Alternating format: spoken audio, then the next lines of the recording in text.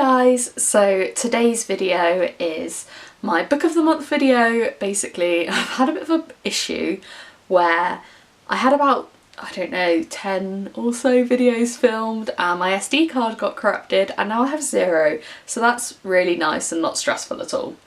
So I'm basically kickstarting everything again, filming new videos. These are going to be ones that I haven't filmed before, and yeah, just completely starting from scratch, which is great. It's after work, which is why I've got my glasses on and less makeup than normal. But basically this month's book is The Tattooist of Auschwitz by Heather Morris, and I've had a lot about this online recently. I've seen a lot of people reading it and saying it was really kind of emotional. I'm going to use the word emotional. It's a bit heartbreaking, but it's kind of heart affirming as well.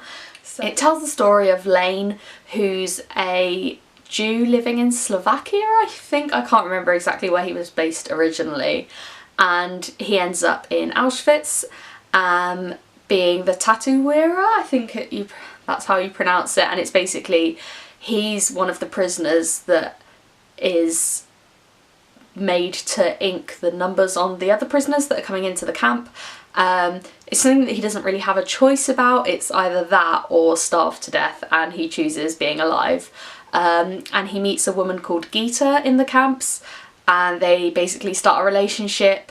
It's obviously, everything's quite traumatic, obviously. He loses a lot of friends. There's a lot of bits in the novel where things that you really hope wouldn't happen do happen. The guards are corrupt. People in that situation would do anything to save themselves, which is completely understandable because you would. But it means that the prisoners are forced to turn on each other. But all throughout, Lane has this love for Gita that kind of overrides everything. And the book takes you from just before he enters a camp right up until the end of the war, basically, and afterwards. And it's a true story that Lane himself has told to Heather Morris.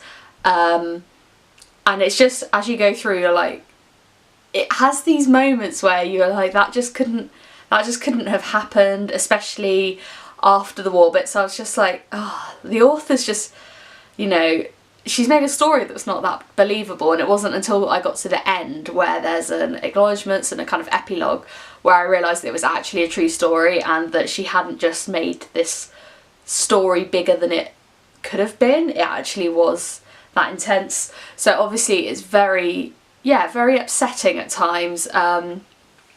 There's talk of rape and abuse, like physical abuse as well. The guards on the prisoners, prisoners on prisoners, and so it comes with like a trigger warning for that.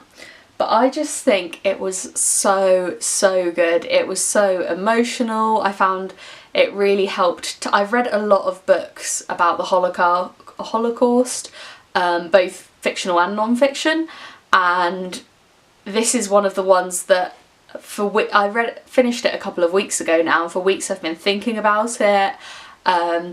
It was so evocative, and Heather Morris was so good at describing everything that I've just got images in my mind of what things were like and what happened to Lane, and special scenes from the book that I can just remember. And it's just a really good book. It's just a really great example of storytelling as well.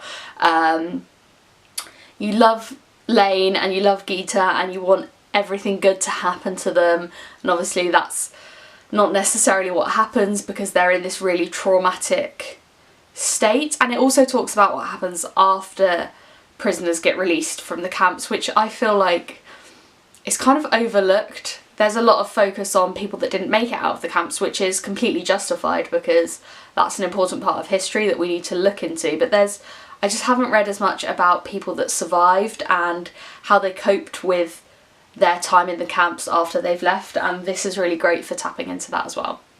So this is my book of the month. I'm obviously going to give it 5 stars because I think it was just incredible, and I would really recommend it, especially if you like things like The Boy in the Striped Pyjamas or The Book Thief, or if you've read Anne Frank's diary, anything kind of like that, you will love this. and I will see you hopefully soon, because as I said, I'm starting from scratch. I've got no videos. I feel completely overwhelmed with my lack of preparation for life now, but I hope I will have another video up soon, and it might be a Christmassy one. So I'll see you again soon. Bye!